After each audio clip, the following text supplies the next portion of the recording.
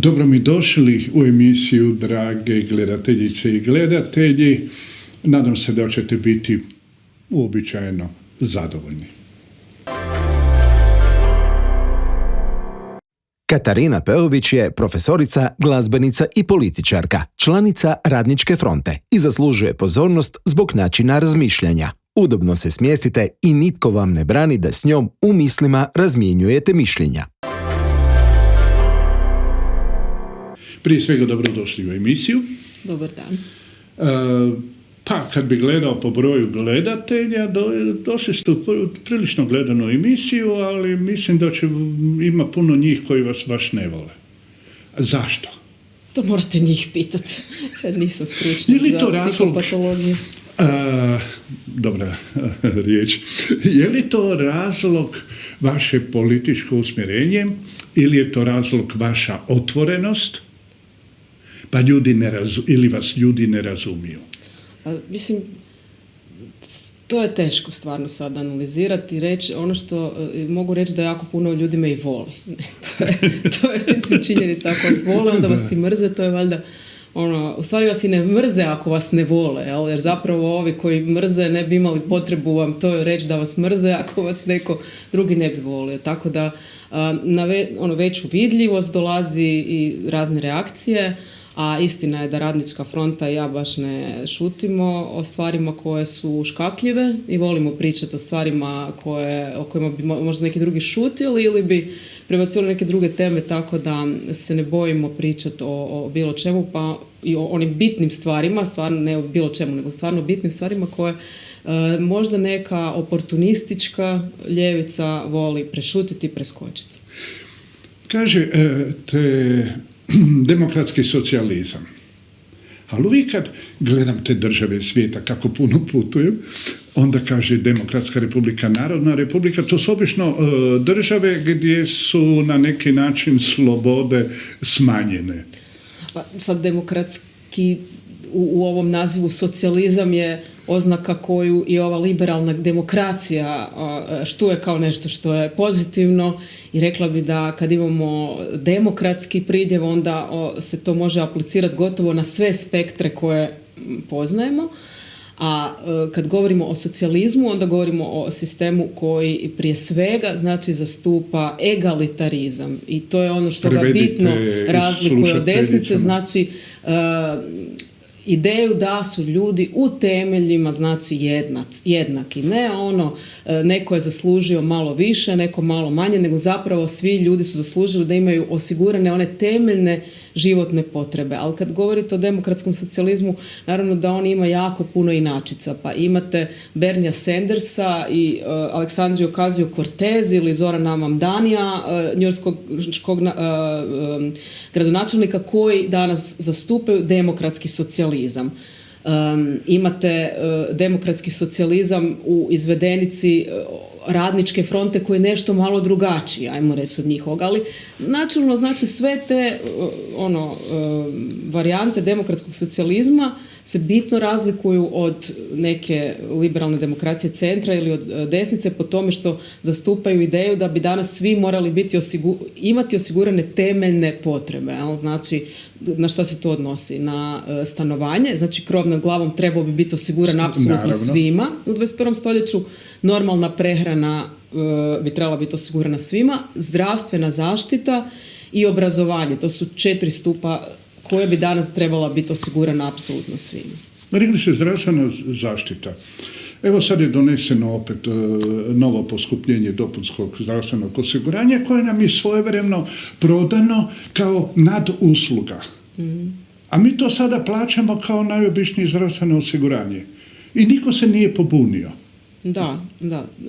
Čudno je kako Hrvati su trpan narod i kako ništa nas ne može iznervirati. Da. Mi smo najavljivali, baš dok sam ja imala taj mandat u Saboru, da će sigurno doći do poskupljenja zdravstvene zaštite jer je to stalno i najavljivano u principu i nije nas niko slušao, ali evo do toga je naravno došlo. Ali stvar je u tome da ono što smo mi smatrali regularnom uslugom koja je osigurana svima, malo po malo svaki komadić tog našeg prava postaje zapravo privatna usluga koju mi moramo plaćati. Dok ne dođemo do onog američkog modela gdje, znači, jedna od najbogatijih država na svijetu ima milijune neosiguranih, zdravstveno neosiguranih ljudi i ima ogromnu stopu smrtnosti pri poroda, nižu stopu, znači ranije ljudi umiru i tako dalje. Znači, strašno se razlikuje bogatstvo zemlje od kvalitete života. Da, i još oni imaju užasno loše bolnice i vrhunske bolnice, tako da se ne zavaravamo. I onda, s obzirom u kojoj ste klasi, ćete dospjeti u bolnicu tako koja vam je. pripada nam. Vratimo se na taj socijalizam. Imamo socijalizam kineskog tipa, socijalizam vijetnamskog tipa i vidimo da te države nevjerojatno, osobito Vijetnam je čudesan kako napreduje i uz to prelijepa zemlja. Pa mislim da smo se danas prvenstveno trebali osvrnuti na kineski tip komunizma, jer oni zapravo već dugo vremena, desetljeća, imaju tržišnu ekonomiju u svojem punom obliku, tako da kad neko kaže to je socijalizam ili komunizam, onda uvijek treba upozoriti da u svakom sistemu imate elemente socijalizma i elemente kapitalizma. Šveđani su preuzeli elemente socijalizma, primjerice našeg radničkog samoupravljanja, a mi smo u Jugoslaviji već 60. krenuli s reklamiranjem proizvoda. Znači, da, i to je krajem tržište. 60. kreće tržišni socijalizam takozvani, znači sa svim elementima, sa mnogim elementima tržišne privrede, iako smo imali, znači, društveno vlasništvo. Ali u svakom sistemu, kao što ste sami rekli, u Švedskoj imamo, znači, elemente socijalizma.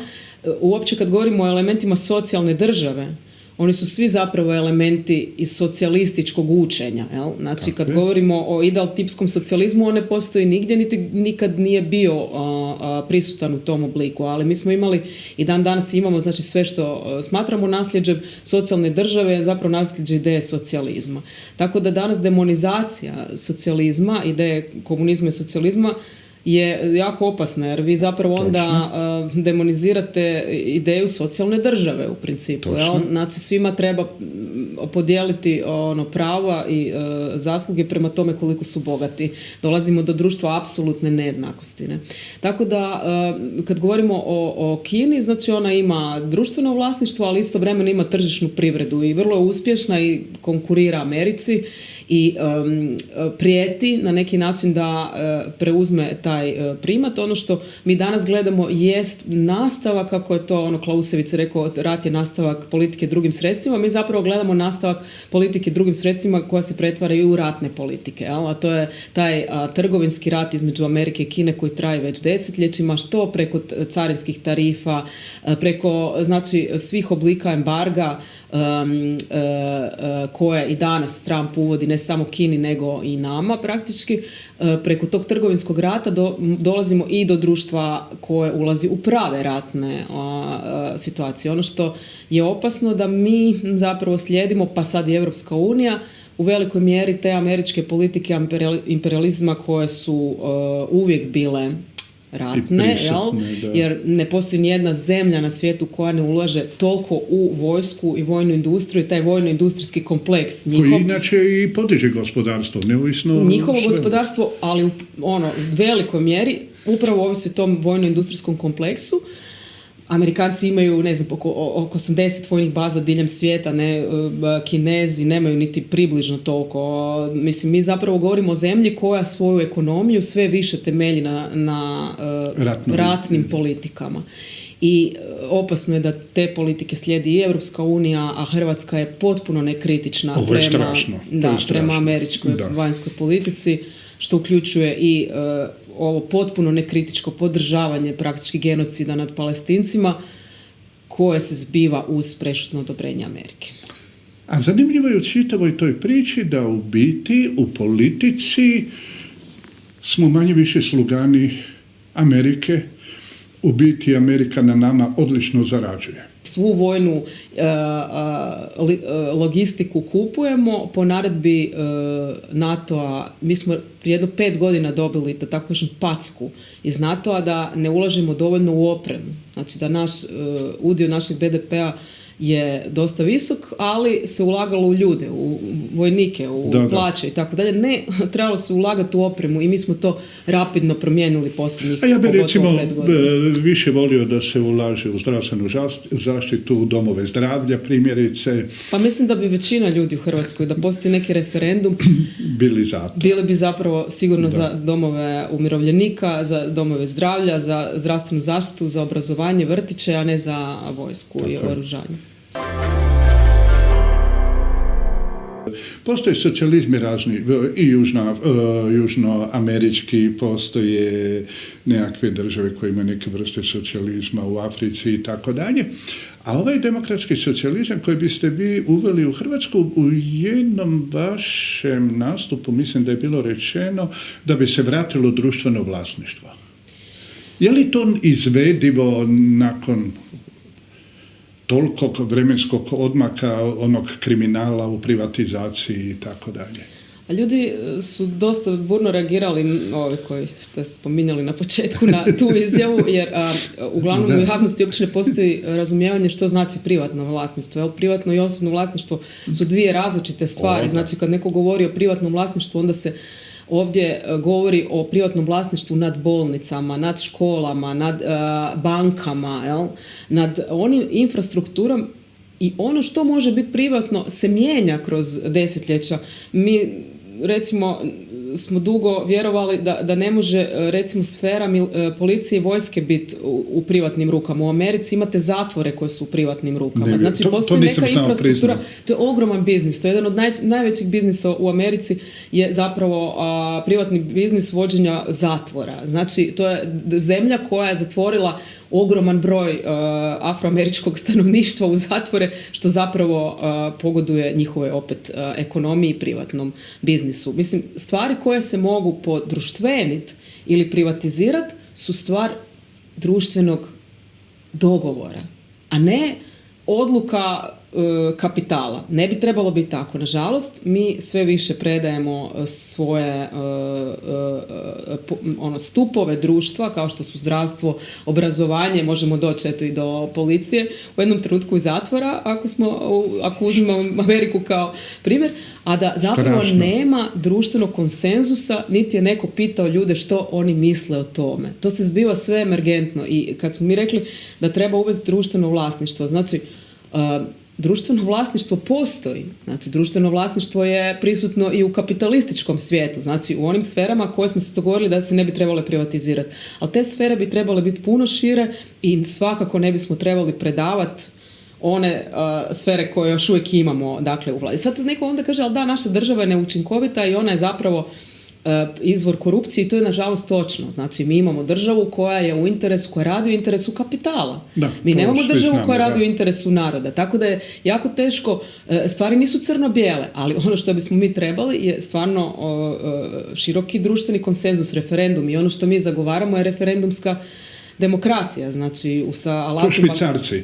Ne baš Švicarci, mislim, oni često idu na referendume. Imaju puno više referenduma nego mi, ali kad mi govorimo o referendumskoj demokraciji, o participativnoj demokraciji, onda govorimo o puno širom obliku odlučivanja o svemu. Mi danas smo se sveli na tu parlamentarnu demokraciju gdje mi imamo zastupnike u parlamentu koje biramo svakih 4 godine i oni šta donesu, to je naša sudbina, a znamo kako su skloni korupciji, da zapravo ti ljudi koji su izabrani na to mjesto, bila sam u Saboru, pa neki tamo nisu nikakav drugi posao u životu imali, nego doslovno cijeli svoj radni vijek su proveli u Saboru, njima je to radno mjesto.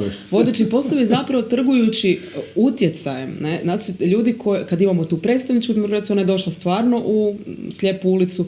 Na zapadu više niko ne vjeruje političarima, nije to samo naša situacija, niko više nigdje ne vjeruje političarima, s pravom, jer je to korumptivna situacija. Nije vino pokvareno, nego su bačve u kojima stavljamo vina pokvarene. I ako imate takvu situaciju, sasvim je očekivano da će oni koji predstavljaju, koji su samo delegati, oni bi trebali biti naši delegati, oni bi trebali raditi ono što mi od njih tražimo, a ako najširi slojevi društva nešto traže, onda naravno da će to biti u korist svih nas, jer niko neće vama dati pravo da se obogatite, a da ja ostanem siromašna. Znači, svi ćemo se zalagati da nam bude dobro svima jednako, jel? Da imamo svi osnovne uvjete osigurati, ali predstavnička demokracija, nažalost, danas je totalno propala i mi nemamo više, znači ono što mi govorimo kad govorimo o toj participativnoj demokraciji, govorimo o alatima koje danas svi možemo imati preko e-građanina koji je uopće alat koji nije dovoljno razvijen, da glasamo referendumski o mnogim pitanjima. Kad bi se postavila mnoga pitanja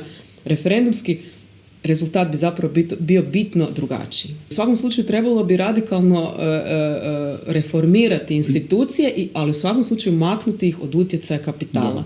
Jer mislim, i drugi svjetski rat i prvi svjetski rat je došao zbog krize kapitalizma, tako da, mislim, kad razgovaramo i o ovom mračnom periodu u povijesti, vrlo se često zanemaruje utjecaj samog sistema u nužnosti rata. Znači, kad imamo krizu kapitalizma, dolazi do rata, to je naprosto pravilo.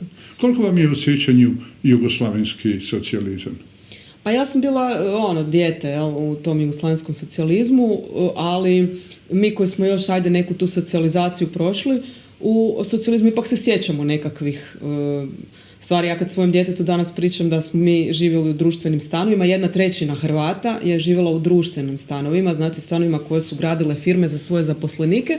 Njima izgleda to kao vic, oni ne mogu vjerovati da je to tvrtka izgradila stan, poklanila. Nije poklonila, to se oduzimalo od plaće, ali realno zvuči da je poklonjeno. Oni sad ulaze u dužničko ropstvo, stan kao temeljna ljudska potreba postaje zapravo potpuno ograničenje. Znači većina ljudi ne može danas kupiti stan. Zato mladi ljudi idu van i zato mi zapravo, mi sad tu pričamo o nekim nacionalizmima, o nekakvim razlikama prema, svađamo se sa manjinama, Srbima, a nas neće biti. Znači do kraja stoljeća, mislim, rađaju se zadnje generacije Hrvata, tako da zapravo se ali zanimljivo je, čim prijeđu granicu, svi se druže.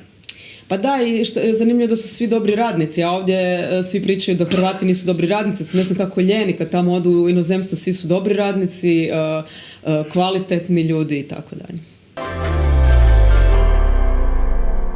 Budući da ste profesorica, kakvi su vam studenti? Pa studenti su bolji dio društva.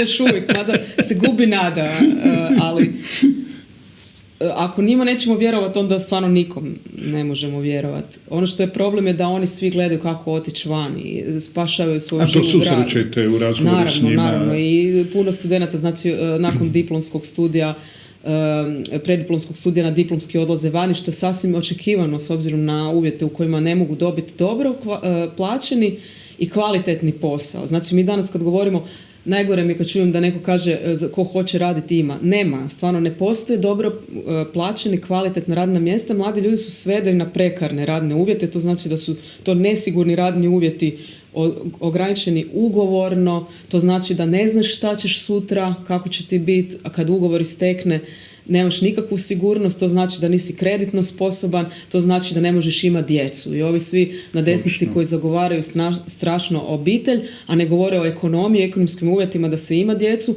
zapravo su prilično, prijetvorni u tim svojim navodno pozitivnim mislima. Mislim, tako da mladi ljudi imaju neku borbenost, ali oni ju sve manje ostvaruju zato što gledaju svoj vlastiti interes, što je iz njihove perspektive zapravo realno. Ali iz neke kolektivne perspektive, ako se ne pobunimo, srpski studenti nam ipak još uvijek drže lekciju, moram reći, u sve probleme koje vidimo i u tim borbama srpskih studenata, i proboj nacionalizma u jednom trenutku i borbe na samoj toj između ljevice i liberala i tako dalje, ali načelno to su djeca, mladi ljudi koji su po prvi puta u životu izašli na ulice, imali su tu baš referendumsku demokraciju, znači sve su donosili odluke preko plenuma. Sad neko može reći, dobro, tamo se nije došlo do promjene vlasti. Ali oni su barem pokušali promijeniti tu vlast. Hrvati niti jednom nisu promijenili vlast na ulici i to stvarno nije nam na čast i trebali bismo to mijenjati jer inače ako ne zaustavimo ove trendove, ako puštamo sve da ide ovako kako ide, zašto smo takvi? Upravo sam to htio pitati. Zašto smo takvi? S jedne strane imamo klečavce, nešto se prigovara, po meni narušuju izgled grada, čak su i službeno pozvani da to rade pred katedralom, što smatram, postoji crkva, postoji vjera, to je samo za sebe i nek bude posebno, A s druge strane, evo ga, taj nacionalizam i na kraju to nekakvo ustaštvo koje se stalno od svih stranaka u biti zataškava.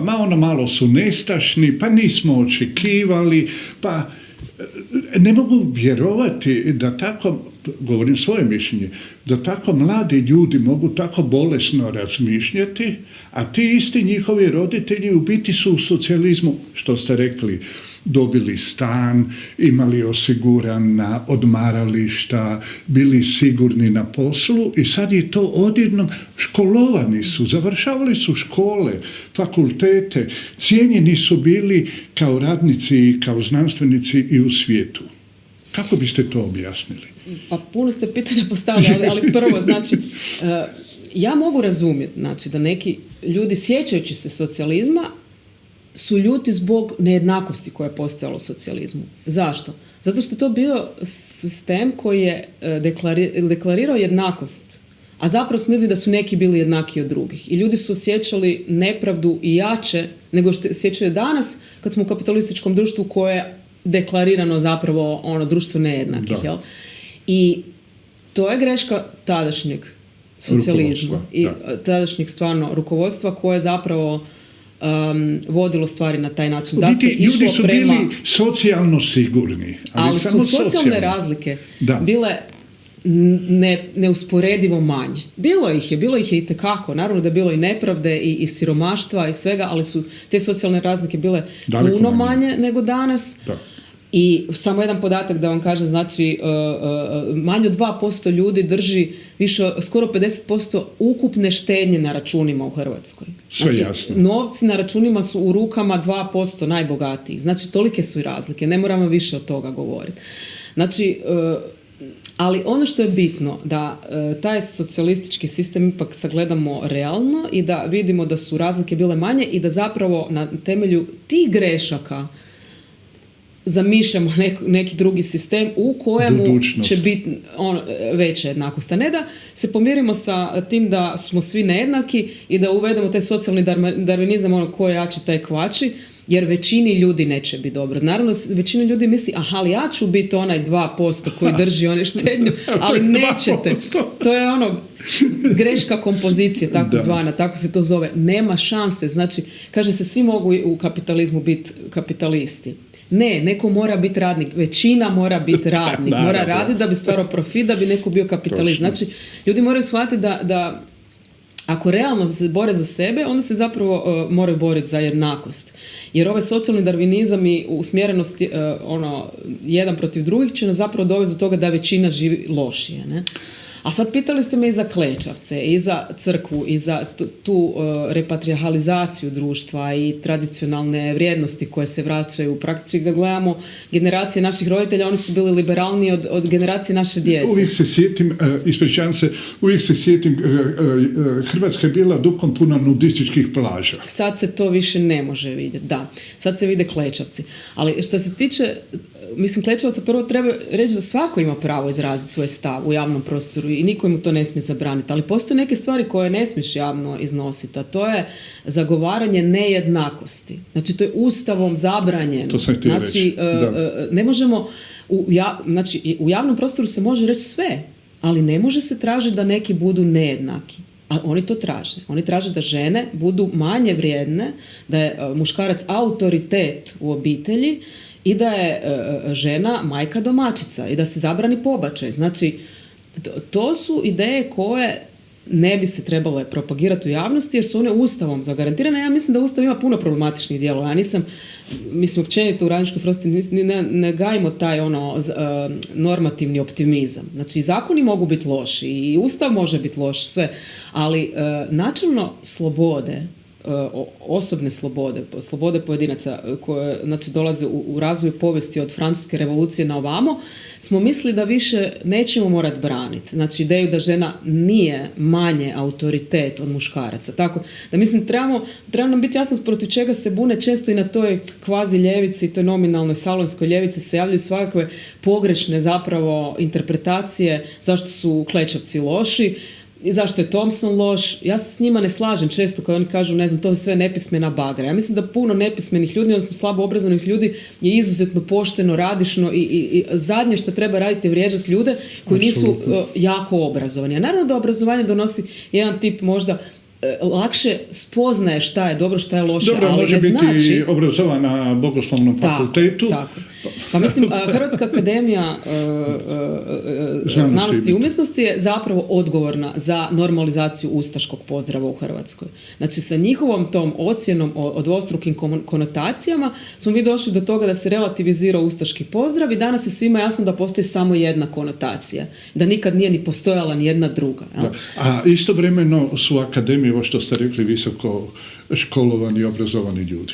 Da, tako da ja ne bi preferirala školovane i obrazovane u odnosu na neobrazovane. Mislim da tu ova liberalna ljevica, ili to nije uopće ljevica, nego nekakav centar, da rade groznu štetu, jer zapravo mi se ne bi trebali sukobljavati radnici protiv intelektualaca i mislim oni koji su bolje obrazovani s onima koji su slabije obrazovani. To je potpuno pogrešna bitka. To smo imali u prošloj državi i radnici protiv intelektualaca na određeni način. Uvijek imate tu da ne zapravo... pričamo Kina i Mao Tse-tung. Uvijek imate tu napetost, ali poštena inteligencija je stvarno trebala znati da je to potpuno lažan sukob. A zašto su snažni klečavci? Zašto vi ste rekli mladi ljudi, pa kako su tako konzervativni? Crkva ima nevjerovatno puno materijalnih i financijskih sredstava da podržava antihumanističke stavove, neliberalne, svjetonazorski neliberalne stavove, tradicionalne, pa i politički zapravo nekorektne stavove. I crkva ulaže i u obrazovanje takvih ljudi. Tako je, mislim da tu je sasvim da Klečevci i Thompson itekako dobro profitiraju od crkvene što imovine, što zapravo kulturnog kapitala koje danas crkva nosi. Idemo mi malo i na ljepše teme. Rokerica. Uvijek bila. Uvijek. Da. Kako vas doživljavaju, recimo, političari, kolege, kad odjednom rokerica, jel vas znaju zafrkavati? Ja se baš ne družim s političarima. Dakle, ja stvarno ne mislim baš dobro o njima i na političkoj sceni. Iako, mislim, uopće taj termin politika bi trebalo očistiti i dobro ga isprati sa šamponom i izribat, jer politika je jedno jako humanističko zanimanje, ali ono je sve danas samo ne to. I zato se baš ne družim s političarima, znači iz drugih stranaka i ljudima koji se profesionalno bave politikom se ne druže. Mm-hmm. Dobro, idemo mi malo taj pojam rokerica. Kažete oduvijek. Idemo. Koja vam je strana grupa najbolja? Joj, teško je sad reći.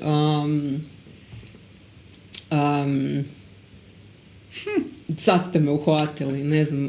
Ajde, sad u zadnje vrijeme strašno puno slušam Boba Dylana, pa to bi recimo izdvojila. Ali sam primijetio isto jedan trend da sada sve više i više slušaju te vrlo stare pjevače, odnosno grupe. Ma nikad se nije ta tradicija rock'n'rolla se nikad nije izbrisala iz njega i zapravo sve nove dobre pjesme koje vidite su White Stripes, recimo, vam je band koji cijenim, koji itekako vuče iz te tradicije, iz te a od domaćih?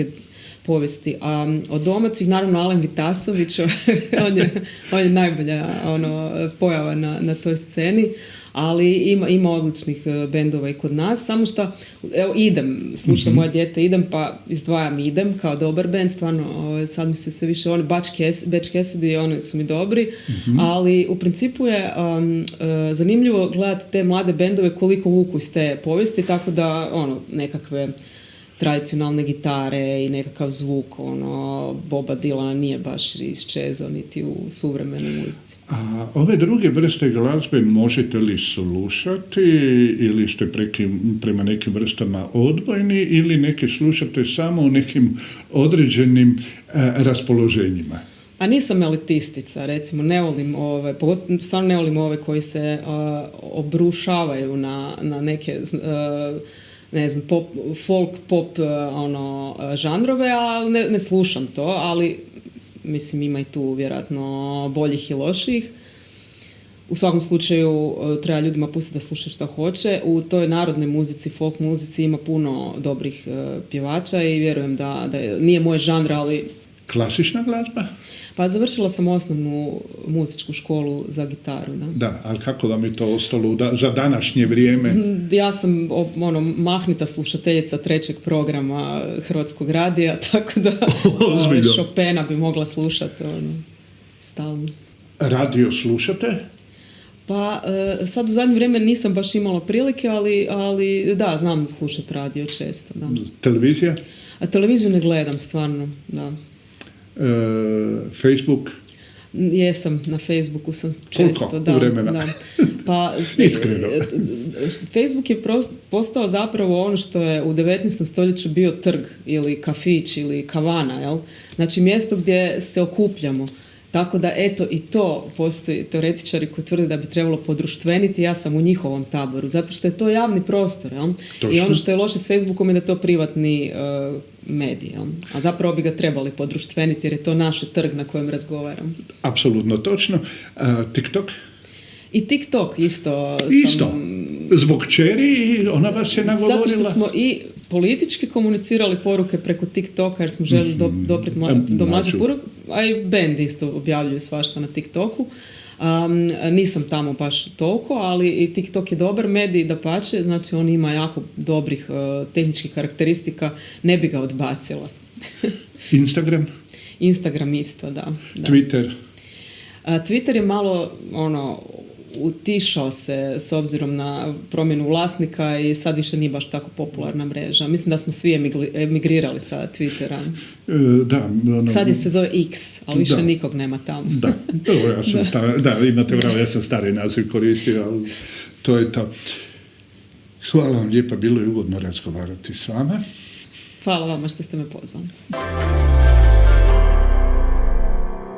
Lenka Šajina, danas je savjetnica za turizam i razvoj destinacije, te interpretatorica baštine.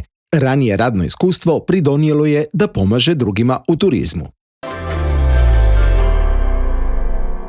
Dobro mi došli u emisiju prije svega i hvala vam na trudu. Ipak je trebalo doći po ovom vremenu iz Istre do Zagreba. Hvala vama na pozivu i vašim gledateljima isto tako lijep pozdrav. Pa evo, još bolje vas našli. Lijepo rečeno. Da. 25 godina ste u turizmu, ali ovako kada gledam, što je to od malih nogu? Hvala na komplimentu. Pa skoro, evo, znači dolazim iz unutrašnjosti Istre, od malih nogu praktički sam vezana za turizam, od samih početaka kada su i moji roditelji pokrenuli i agroturizam i napravili kuću za odmor. Prvi u Istri, unutrašnjosti Istre. Među prvima unutrašnjosti Istre, da, nedaleko Pazina. Pa bilo je to dosta zanimljivo kada su, evo, 90. godina oni došli na tu ideju da oni pokrenu taj posao, da naprave kuću za odmor. U jednom selu, nedaleko Pazina, čak, znači to nije bilo ni veliko mjesto. Dosta nam je to bilo našim susjedima i svima oko nas čudno, pa šta u nekom selu u unutrašnjosti Istre. Koje je to selo? Katulindarski. Da. Tada je, naravno, turizam više bio orijentiran samo na more, sunce i nekako oni su ipak prepoznali tu priliku i puno su i putovali i bili na studijskim putovanjima gdje su vidjeli da ipak se može. Dobro, tu je, ja pretpostavljam, velika prednost i samog Pazina, koji je turistički vrlo zanimljiv, još uvijek ne dovoljno prepoznat, barem od strane naših ljudi. Pa da, čini mi se da je sve više i više ima tu i dosta aktivnosti na području pazinštine, ima tu stvarno i sve više i manifestacija koje privlače sve više gosti unutrašnjosti Istre koje su jako prepoznate i izvan same Istre. Tu je festival i kobasice i fešta od pršuta u Tinjanu i u Pazinu isto tako i festival palačinke. Polako se, ta unutrašnjost se razvija definitivno i ljudi, naravno gosti koji dolaze u Istru, više im nije motiv samo sunce i more, ima tu gostiju koji stvarno dođu da se odmore, da i prošeću, da idu u prirodu, da budu na bicikli, tako da sve više i više je. Pa inače je velika razlika između mora u Istri i mora u Dalmaciji i mislim da se nije začuditi što se unutrašnjost tako dobro razvija. Da. I što Istra ima nevjerojatno bogatu, ali raznoliku ponudu. A to vi bolje znate kao turistički djelatnik. Da, Istra je, pa kad se počeo sam turizam razvijati u unutrašnjosti Istre, kao što sam rekla, bilo je to vrlo zanimljivo. Nije tada bilo uobičajeno da gosti baš dolaze iz Njemačke u unutrašnjost Istre, sad u neku kućicu za odmor. Kao da on ima tamo Schwarzwalda, recimo. Tako je. Mi smo imali goste recimo iz Berlina koji su dolazili svake godine, to su bili naši stalni gosti koji su došli kada je bilo zasaditi krumpir, pa su nam pomagali u sadnji krumpira i onda su došli u sljedećem terminu kad je trebalo krumpir pobrat. Tako da je to bilo jedno prijateljstvo se razvilo, pa sam ja otišla kod njih u goste u Berlin sa njima, pa jednom prilikom njihovo dijete toliko se zaljubilo u naše kokice i piliće da su poskrivečki ukrali jednog pilića djeca i odnesli sa sobom u Berlin bez da roditelji znaju. Napravili mu u svom ormaru doma, stavili lampu jer su vidjeli da mora biti pilić u grijanu i sakrili ga u ormar. I onda su nam slali fotografije, to je bilo tako smiješno, evo mali pilić u Berlinu, ali to su neka prijateljstva koja stvarno vam ostanu i uspomene za cijeli život. I to su biti gosti koji postanu stvarno prijatelji. Što treba iznajmljivač činiti da bi dobio tako vjernog gosta? Pa mislim da stvarno baš treba biti pravi domaćin. Puno je tu polemike, iznajmljivač, domaćin, pa sad se tu sada...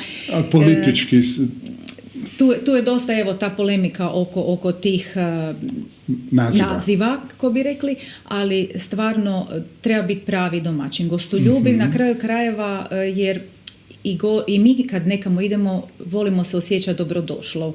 Volimo da nas netko ugosti, naravno da nam se posveti.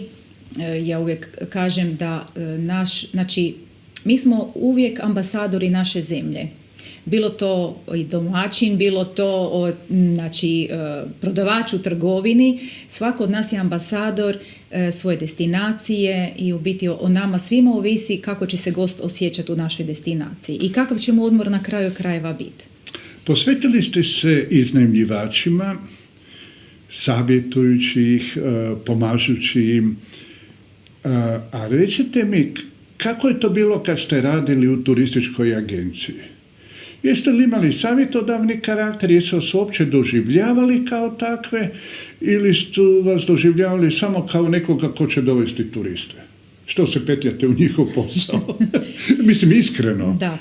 Ja sam radila u turističkoj agenciji i u Rovinju i u Pazinu jedno vrijeme. To su dvije različite kategorije turista. Tako je. Znači, dvije različite kategorije turista. Tada je još bilo vrijeme, znači to je bilo pred nekih, ajmo reći, 14 godina. 15. Dugo godina sam radila u turističkoj agenciji kao voditelj poslovnice i kao turistički vodič, ali isto tako radila programe za naše putnike, za naše goste, ali isto tako tražila apartmane i kada su došli gosti u Rovinje, recimo. Kako je agencija bila na autobusnoj stanici, tada je bilo to vrijeme kada su još dolazili backpackeri, znači dolazili su sa naprtnjačama i onda su oni dolazili u agenciju, mi smo im tražili smještaj, zvali smo nonu Mariju u Carreri, nonu Pinu, to su bile, znači, prave iznajmljivačice koje su imale onako 2 sobe, jedno kupatilo na dijeljenje, s pogledom prekrasnim na marinu u Rovinju. I tim gostima je bilo sve lijepo. Oni su došli u Rovinj, nisu tražili nešto pretjerano, a oni su se jako posvetile i gostima i sve su im pokazale. Znate kako, kad dođete tako kod starih gospođa, one vole posvetiti stvarno pažnju. I oni stvarno su bile jako gostoljubive. Kavicu, sokići i sve ostalo. Tako je, palačinke na odlasku, fritule, sve šta treba. Gosti tada bili su drugačiji, naravno. Bili su ne samo ti koji dolaze sa rucokom, talijanski gosti koji su znalo se kad je Ferragosto. Oni su rezervirali termine poprije, te rezervacije bukirali su po 7-14 dana. Znači, jako se je promijenilo u nekoliko godina, je došlo do velikih promjena. Znači, gosti više ne putuju na lokaciju, jako malo njih, tako da ne znaju gdje će spavati, da ne rezerviraju smještaj preko neke platforme. Talijanski gosti više, evo, situacija u Italiji kakva je bila, dosta je bila kriza, pa se desilo da više ni oni ne putuju po 7-14 dana, da više ne znaju kada će na odmor. To se dešavalo i njemačkim gostima, jer je ta nesigurnost sve poljuljala, pa jednostavno i agencijski posao je drugačiji. Onda dolazi turističke zajednice u kojima ste radili. Kako je raditi u turističkoj zajednici? Rad u turističkoj zajednici je jako zahtjevan. Tu morate biti stalno balansirati. I između i domaćina, odnosno iznajmljivača, između hoteljera, između potreba gostiju koji dolaze u vašu destinaciju. O ugostiteljima da ne pričamo. O ugostiteljima. Između novih zakona, pravilnika koji naravno se mijenjaju i što je sasvim normalno i što je sasvim u redu, jer moramo jednostavno promijeniti neke stvari i na bolje. I nisu svaki put promjene naravno svima da su nam drage, ali su nužne. I dosta se često, pogotovo kad ste u direktnom recimo kontaktu sa iznajmljivačima, sa gostima, tada vi i vidite ono što gost traži, pa možete i na taj način i ponudu slagati za svoju destinaciju drugačije, vidite šta ide, šta ne ide, u kojem smjeru razvija destinaciju, ali isto tako kada nešto nije u redu ili kada dolaze do novih zakona, pravilnika i izmjena, vi ste prvi na udaru. Znači, iznajmljivač dođe, totalno je izgubljen u svemu tome, jako je tu puno promjena. Znači, ja sam radila u turističkoj zajednici kada je dovoljno bilo poslati telefaksom ili su na papirićima napisali broj putovnice, ime gosta, donijeli i onda sam ja to upisivala u razne te sustave. Pa došao je vizitor, pa smo to, opet je ta promjena bila jako teška za svih, trebalo je sve to ipak ažurirati i na kraju krajeva iznajmljivače, odnosno domaćine, naučiti na koji način se služiti. A to nije lako uvijek. Jer imate domaćine koji su u starogradskim jezgrama, Nona Marija, Nona Pina, kojima jako teško pada, a vi morate biti njima na usluzi i pomoći im u tome. I sad dolazimo do onoga najosnovnijeg. A to je, zbog čega ste i došli, a to je da im sada pomažete, učite ih kako to treba raditi. Što u stvari vi njima pružate na tim svojim predavanjima, nazovimo to tako? Pa da, znači bitno je, uvijek nekako ima mišljenje da je jako bitno da su nam domaćini upućeni u njihove obaveze. Znači ako imamo domaćine koji su na terenu poznati sa svime, koji znaju svoja prava, koja znaju zakone, koja znaju kako i kada se treba neki obrazac predat, ako su oni uspješni, uspješna je destinacija. Ali to govorite neovisno je li kontinent ili obala. Tako je. To vrijedi i za onoga u Zagrebu, u Vukovaru, u Lipiku. Tako je.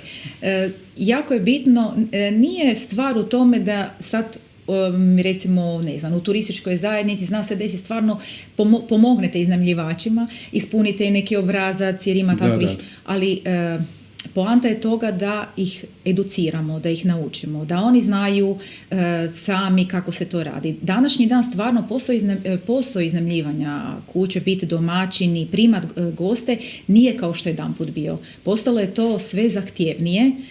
Postalo je zahtjevnije jer su gosti došli zahtjevniji, zato jer je puno više tu zakona koji se mijenjaju, pravilnika koje treba i poštivati i koje treba na vrijeme isto tako obraditi. Tako da iznimno je zahtjevan posao. Nekad su možda stizali iznajmljivači baviti se nekim dodatnim poslom, a uz to su iznajmljivali kuću gostima i evo, čistili kuću 7 dana, ali to jako se dolazi do velikih promjena. Jer gosti pitaju, zanima ih gdje, što, kako, Tako, i tu je bitno i na tim edukacijama i više na jednom druženju bi ja rekla. Nije ono sad ja sam jako pametna pa znam to kako sve treba. Ne. Tu jednostavno treba saslušati njih. Svako od njih isto tako ima neki problem pa na svom primjeru možda pomogne nekom od kolega koji isto imaju ti problem pa se oni onako krenu pričati pa onda dođe, mi smo to riješili tako. Mislim, bitno je da se bude povezan. To nama jako fali. Točno. Ta povezanost kod nas zaista nedostaje. Niti ugostitelj prati hotelijera, odnosno hotelijer ugostitelja, svako je na svoju stranu, umjesto da kad su već u nekom odredištu, lako je vama u Istri, kažu, zbog blizine Italije, Slovenije i čak i njemačkog tržišta, kako produžiti sezonu? Jedino da se nagovori ugostitelji da duže rade, da produže sezonu, jer što će gost umrijeti od dosade u apartmanu ili hotelskoj sobi? To je, ja bih rekla, kao jedan začarani krug, znate. Ugostitelji na moru se toliko iscrpe u sezoni da jednostavno rade svaki dan, budem naporno i onda svi već krajem 9. mjeseca, 10. mjesec na moru, svi posustanu. Jednostavno nema više ni gostiju toliko, onda oni polako i tu radnu snagu šalju i doma, onda ih bude puno manje u objektu, automatski kako nema gostiju, oni nemaju za koga raditi, a onda gosti isto ako dođu nemaju gdje nešto pojest, pa su oni, znači kao jedan začarani krug. A sad bi ja rekao, što radi turistička zajednica kad nema gostiju? Da, uvijek rade. Dok se radilo u turističkoj zajednici, baš je bilo pa dobro, 11. mjesec, 12. pa dobro, šta sad raditi? Tako niš ne radite, tamo u tim turističkim zajednicama uvijek ima posla. Jer tek tada je onaj pravi posao koji treba odraditi. Vi morate pripremiti razne programe rada za sljedeću godinu. Imate rebalanse, imate izvještaj za napraviti. U kraju slučaju opravdati vlastito postojanje. Tako je, mislim, pa evo sad je jako postalo trendovski bi rekli, organizirati advente. Znači sad doslovno svako manje mjesto u Istri ima advent. To je jako lijepo, iako po meni dosta i beskorisno, jer to se radi manje više za lokalnu sredinu, ali nedavno sam bio baš na HTV-u pa smo o tome pričali, ali je li posao turističke zajednice organizirati koncerti pjevača, advente i tako dalje?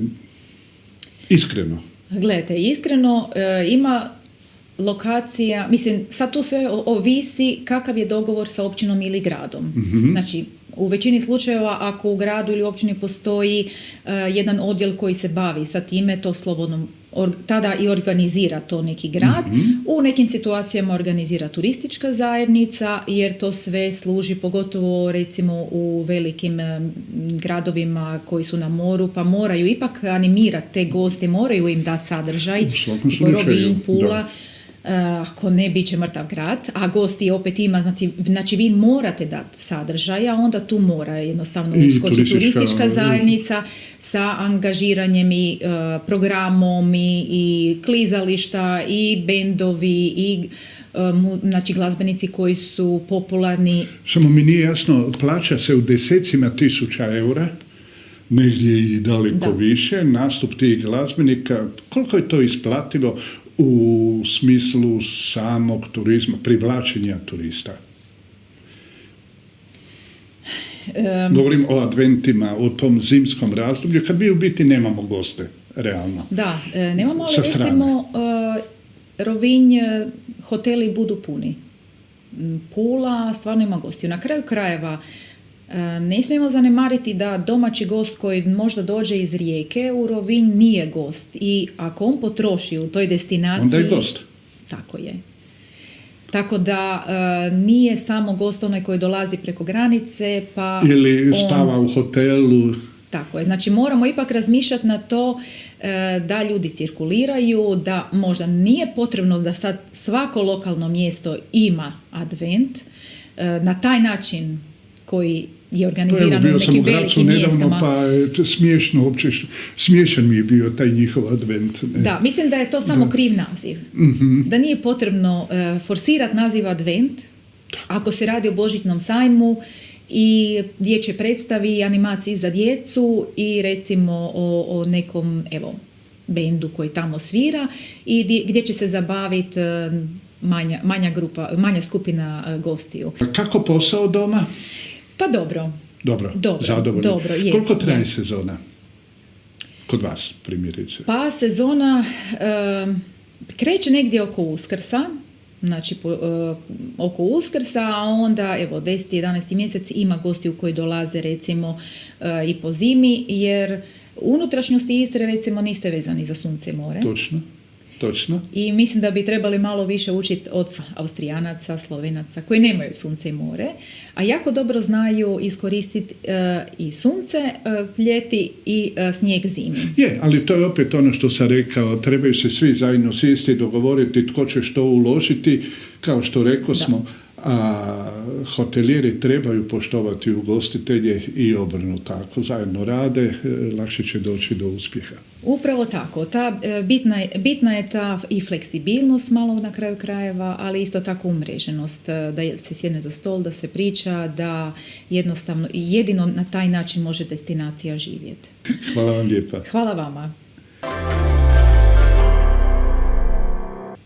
Hvala vam lijepa što ste proveli vrijeme u mojoj emisiji Željko Marušić i gosti, s mojim gostima i sa mnom, i nadam se da ćete nas potražiti i sljedeći puta na programu vaše omiljene televizije.